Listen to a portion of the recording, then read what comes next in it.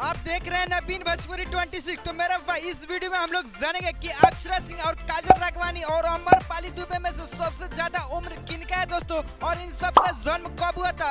इस वीडियो में हम लोग यही जानेंगे, तो प्लीज वीडियो को बिल्कुल लास्ट तक देखिएगा। आइए इस वीडियो को हम शुरू करते हैं और बात कीजिए नंबर 3 में। तो नंबर 3 में आती है अमरपाली दुबे।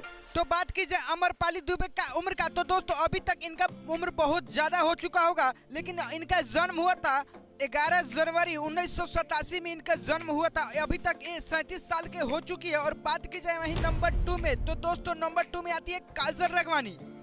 तो इनका जन्म की बात की जाए तो इनका जन्म 20 जुलाई 1990 का हुआ था।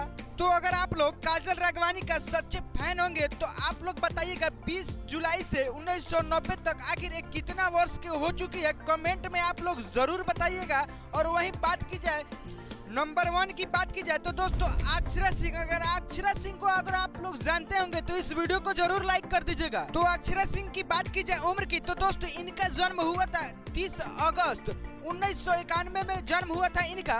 ये अभी तक 33 वर्ष के हो चुकी है। आई होप कि अगर आप लोगों को वीडियो अच्छा लगा हो तो एक लाइक और चैनल को सब्सक्राइब अवश्य कर दीजिएगा।